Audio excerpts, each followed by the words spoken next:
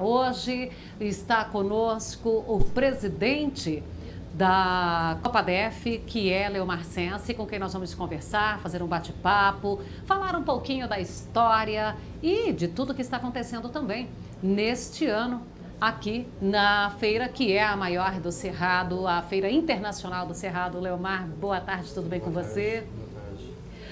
Bom, vamos falar assim, como é que surgiu a ideia? Porque muita gente ainda acredita que quando se trata de Brasília, o que se produz é política, mas não se produz agricultura. E de repente cá estão vocês.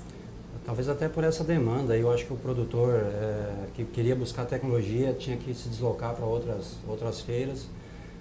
E a gente entendia que tinha uma demanda muito grande aqui por essa tecnologia, principalmente por tecnologia. Eu acho que o produtor do DF se destaca justamente por isso, é um inovador, ele usa o que tem de mais moderno na parte tecnológica, não só em máquinas, mas na parte também de insumos aí. E a gente entendia que a gente precisava fazer alguma coisa para trazer essa tecnologia para perto. Então nós tivemos aí uns dois sonhadores aí que botaram isso em prática, e posso garantir que extrapolou todas as nossas expectativas aí. Eu acho que hoje a gente fala sem medo nenhum que a gente está entre as 5 maiores feiras do país. Muito se deve também à participação. A gente tem um apoio muito grande do governo aqui do Distrito Federal, não só desse, mas dos governos que passaram aí. A gente tem um apoio grande da Emater, Secretaria de Agricultura aqui do Distrito Federal, que realmente faz com que as coisas aconteçam aí de uma forma tranquila, e que o produtor possa ter o que há de melhor em tecnologia para produzir cada vez mais. Você falou da Emater, tem também a Embrapa, que também tem umas áreas aqui bem próximas nos centros de pesquisa que desenvolvem umas tecnologias até mesmo para essa região também, né? A gente tem praticamente todos os centros de pesquisas aqui da Embrapa estão aqui próximos de Brasília. Isso nos ajuda muito, porque sempre, normalmente a gente testa muita tecnologia nova e normalmente quando a Embrapa traz alguma coisa para o campo, realmente são coisas revolucionárias, são variedades que realmente expressam um potencial produtivo muito grande, tecnologias que às vezes as multinacionais não trazem para nós, que são resistência à doença, ciclo mais curto. Específicas. Justamente. Então, a questão do trigo, acho que a Embrapa foi fundamental para desenvolver algumas variedades de trigo aqui para o Cerrado, que é uma coisa diferente. E isso faz com que a nossa região aqui seja muito diversificada. Eu acho que tem cultura para todo tipo de produtor e isso faz com que a gente cresça cada vez mais. Você falou para todo tipo de produtor, seja na habilidade de lidar com aquela cultura e seja também na questão de disponibilidade diária, né? Porque tem cultura que não exige também um tamanho grande. Muita gente acha que aqui no DF não tem pequeno produtor, agricultura familiar, mas tem muito. Você falou da Embrapa, mas tem aí também entra a parte da Emater local aqui, que faz um trabalho fantástico aí também com esses produtores. A própria AgroBrasília tem um carinho muito grande pela agricultura familiar e o pequeno produtor, porque isso aqui é um projeto de reforma agrária, veio baseado, quem trouxe foi uma cooperativa, mas pegou produtores da agricultura familiar lá do sul do país e trouxe para cá. Eu acho que talvez é um dos melhores modelos de reforma agrária aqui dentro do país, e funcionou por causa do cooperativismo e também por suporte aí do governo, dando incentivo no momento certo, trazendo a pesquisa para dentro. Acho que isso só funciona quando tem um empenho de todas as partes. Quando fala da cooperativa, que ela já está nos seus 40 anos, inclusive ontem na abertura uma homenagem, né, aos ex-presidentes, naturalmente que ela já passou aqueles momentos também de altos e baixos, né? Com certeza. Eu até brinquei ontem com os ex-presidentes aí, talvez eu estou pegando o melhor momento, um momento mais tranquilo da cooperativa, mas se a gente puxar pela memória a história da Copadef aí, a gente já chegou a ter 1.200 associados, hoje a gente tem 140 associados. Isso foi uma separação que a gente fez de alguns municípios que a gente tinha aqui, então cada município tocou a sua unidade. Isso fez com que essa separação ocorreu num momento de dificuldade. Nos anos 80, aí a cooperativa passou por um momento muito crítico em função de própria economia do país, num momento muito difícil, juros muito altos. E fez com que a cooperativa precisasse separar suas unidades e cada cidade tocou a sua unidade. E a Copadef ali teve realmente uma evolução muito grande nesses últimos anos, assim como as outras unidades também, eu acho que melhorou a administração. A Copadef teve um segundo momento que foi a instalação do moinho de trigo, também fez com que a cooperativa crescesse. E a Agrobrasília, eu acho que a Agrobrasília, eu acho que foi a cereja do bolo, aí fez com que a cooperativa, a Copadef ficasse conhecida no país todo, a nossa região ficasse conhecida. Eu acho que depois que a gente desenvolveu a feira aqui, eu acho que a gente teve uma visibilidade muito grande como um todo aí na agricultura do Planalto Central. E ontem, durante a abertura, você ainda citou ali alguns problemas enfrentados pelo produtor, enfrentados pelo setor.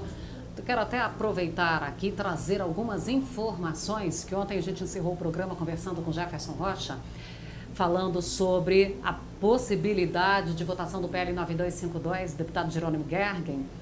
Então, para quem está fora dos grupos onde nós estamos e está aguardando a informação, só para a gente trazer, até 1 da manhã a sessão se estendeu e não foi colocado em pauta a votação do 9252. Assim sendo, nós continuamos naquele mesmo momento que estávamos ontem, na expectativa, e a expectativa é de que hoje entre na pauta de votação e que entre e seja aprovado.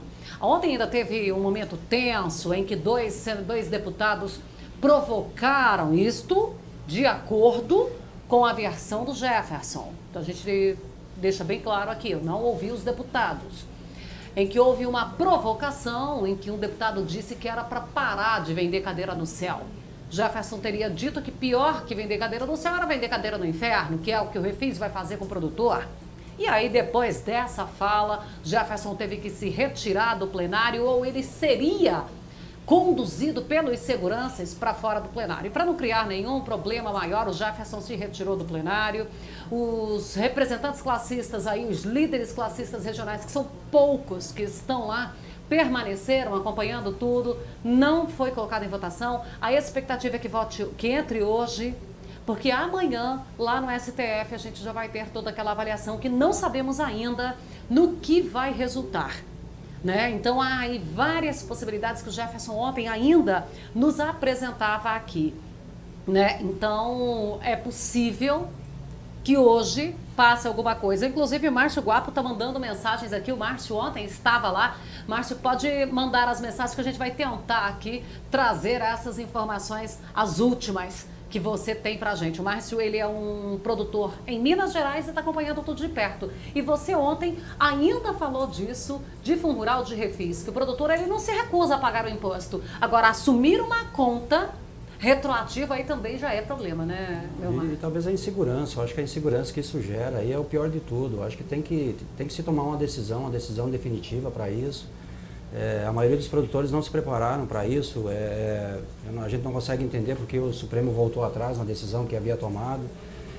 Não tinha nenhuma justificativa técnica para isso, né? E assim, a gente vê vários casos, por exemplo, a Copadef, nesse período aí recolheu todo o seu fundo rural em juízo, a gente não sabe o que vai acontecer com isso.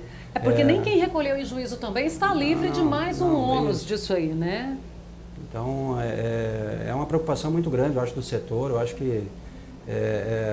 E outra, a gente não faz uso desse fundo rural. A maioria dos produtores aqui recolhe o INSS dos seus funcionários na folha de pagamento. É realmente uma cobrança em duplicidade e a gente não consegue entender porque não se tem esse entendimento aí na parte política.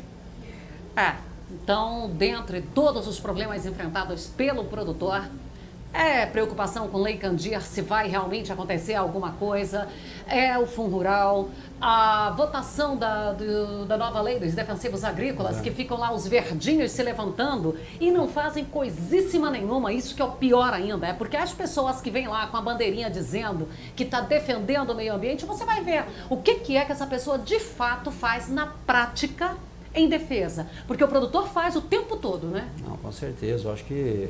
Nós temos números aí, é o maior conservacionista. O produtor vive do meio ambiente, então não tem o porquê ele prejudicar de alguma forma. Eu acho que a visão que se tem E talvez seja o maior erro do produtor. A gente não tenta defender isso, a gente não tem dados suficientes para tentar ir lá e debater com esse pessoal aí de igual para igual, que está começando um movimento aí, até a Embrapa está soltando algumas notificações a respeito disso, de quanto que o produtor usa de defensivo, de quanto do país é realmente explorado para a agricultura.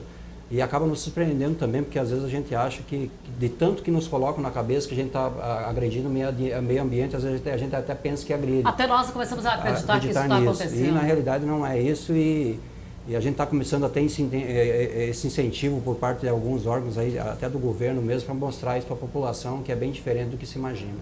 Pois é, ontem na abertura, acho que foi você mesmo que apresentou alguns números, né? Falando de Japão, falando... Isso. Que usa por hectare e muito mais, porque daí eles pegam números que não são mentirosos, mas fazem o uso distorcido. Porque uma coisa sou eu chegar aqui e dizer que ele está brigando comigo, outra coisa sou eu chegar e dizer que depois que eu o desacatei, ele brigou comigo. Isso. As coisas mudam bastante, né? Então fala que o Brasil consome produto por habitante. Acontece que não se usa produto por habitante, se usa insumo é por hectare. Não, e a gente tem pesquisas aí que falam, que testam produtos, aí a gente nunca teve problema em produto nenhum, nem num tomate, nem num pimentão, que possa levar a entender que realmente o uso de agrotóxicos está muito acima do que se imagina. Então acho que a gente tem defesa para isso hoje e a gente está muito tranquilo nesse sentido.